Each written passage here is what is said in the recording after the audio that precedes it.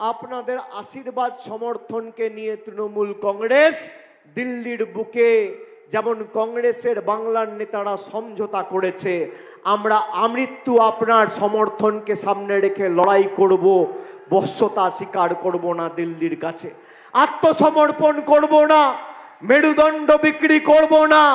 আমাদের যদি মাথা নত করতে হয় আমরা সাধারণ মানুষের কাছে করব, খেটে খাওয়া শ্রমিকের কাছে করব, কৃষকের কাছে করব, বাংলার মা ভাইদের কাছে করব, ঈশ্বরের কাছে করব, আল্লাহর কাছে করব, সর্বশক্তিমানের কাছে করব। কিন্তু দিল্লির স্বৈরাচারীদের কাছে, অত্যাচারীদের কাছে, বাংলা বিরোধীদের কাছে, বহিরাগতদের কাছে তৃণমূল কংগ্রেস মাথা নত। 7 তারিখ শাহনওয়াজকে ঘাসের উপর জোড়া ফুল চিহ্নে ভোট দিয়ে 3 লক্ষের বেশি ব্যবধানে জেতানোর শপথ আজকে এই সভা থেকে নেবেন এবং আগামী দিন যাতে সবথেকে বেশি ব্যবধান এই বিধানসভা থেকে হয়, বৈষ্ণবনগর থেকে হয়, সেটা আপনাদের সুনিশ্চিত করতে হবে।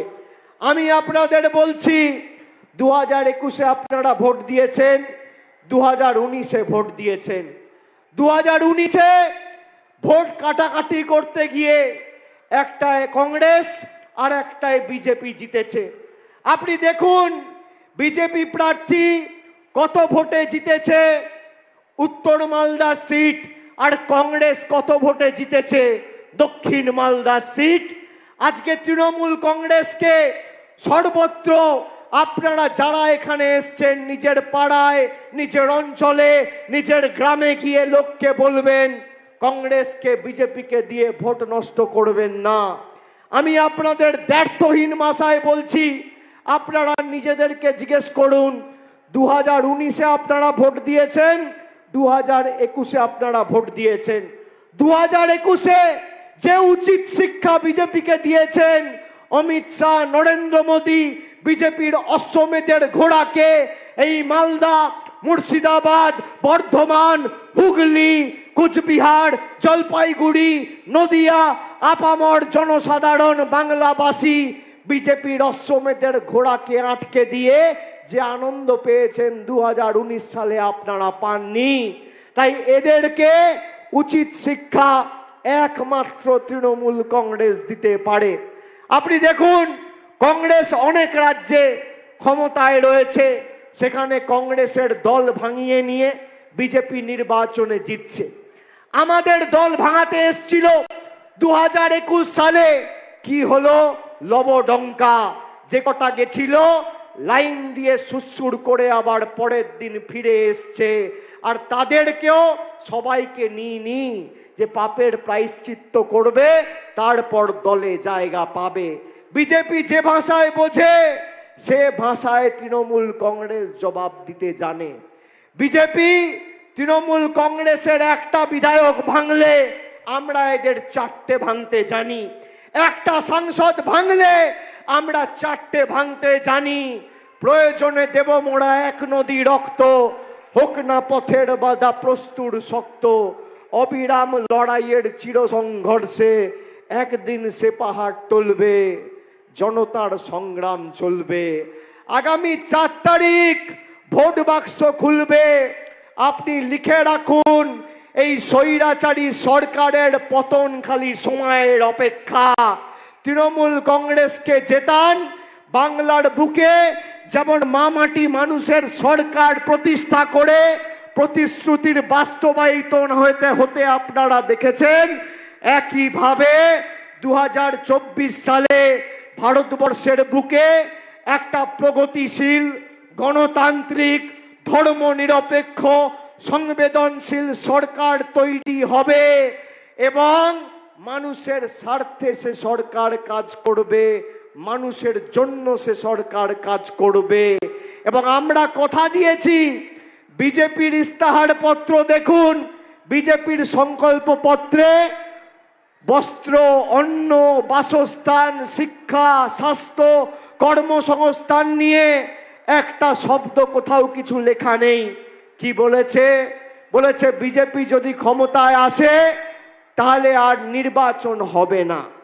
ওয়ান নেশন ওয়ান ইলেকশন, মানে 5 বছরে যেখানে আপনি পঞ্চায়েতে ভোট দিচ্ছেন, পুরসভায় ভোট দিচ্ছেন, বিধানসভায় ভোট দিচ্ছেন, লোকসভায় ভোট দিচ্ছেন, সেখানে আপনার সব অধিকার কেড়ে নেওয়া হবে এবং 5 বছরে আপনি একবার ভোটাধিকার প্রয়োগ করার সুযোগ পাবেন।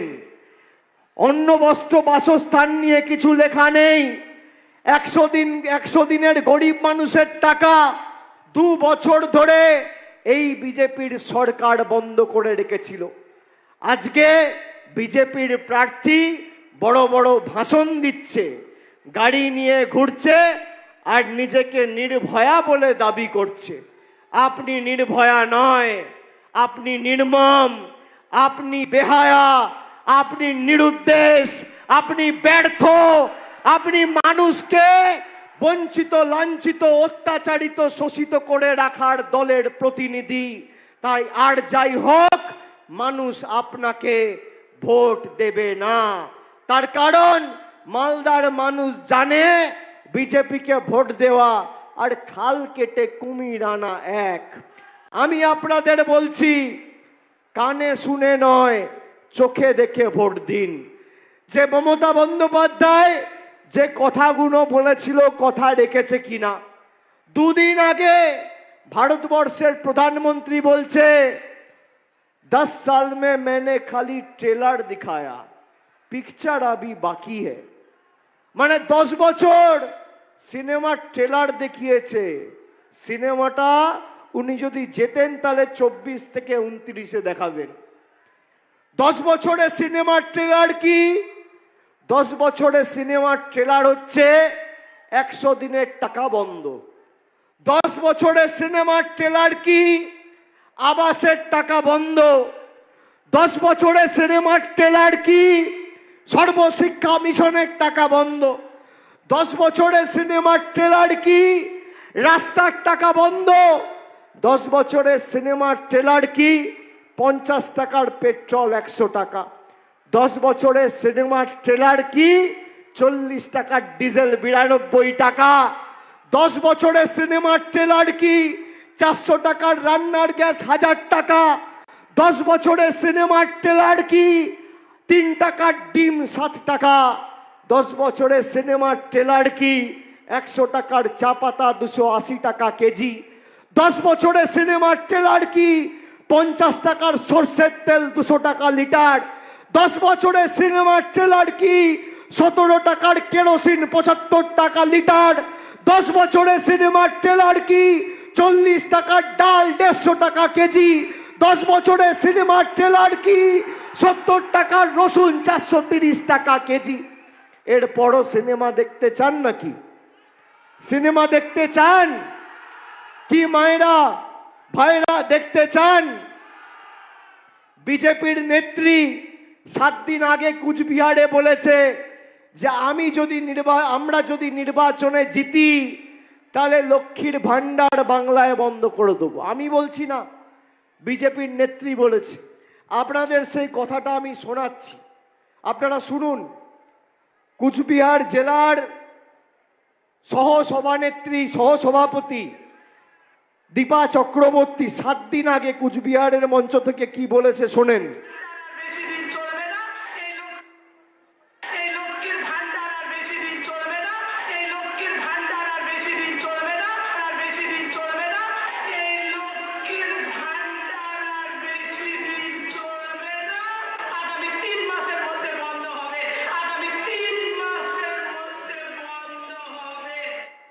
কে বলছে? বিজেপি বলছে লক্ষ্মীর ভান্ডার আর বেশি দিন চলবে না, আগামী 3 মাসের মধ্যে বন্ধ হবে।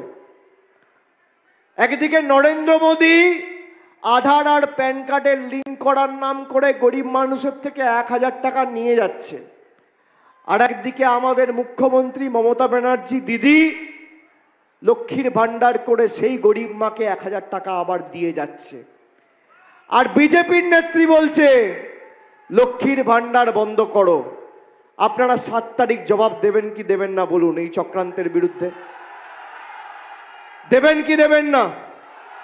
যারা আপনার 100 দিনের টাকা বন্ধ করে রেখেছে তাদের উচিত শিক্ষা দেবেন কি দেবেন না?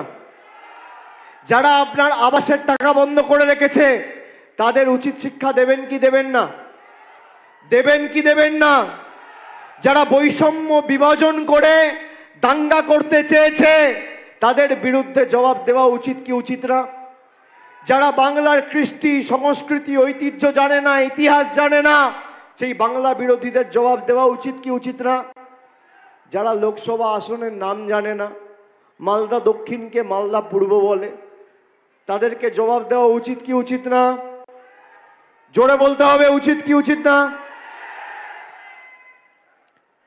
বাংলার কৃষ্টি সংস্কৃতি ঐতিহ্য কিচ্ছু জানে না, পিছনে কি লেখা আছে বাংলায় এক লাইন পড়তে পারবে না, বাংলায় কথা বলতে পারে না, বাংলা বুঝতে পারে না, বাংলায় কথা বলতে জানে না, লিখতে জানে না, পড়তে জানে না, বলতে জানে না।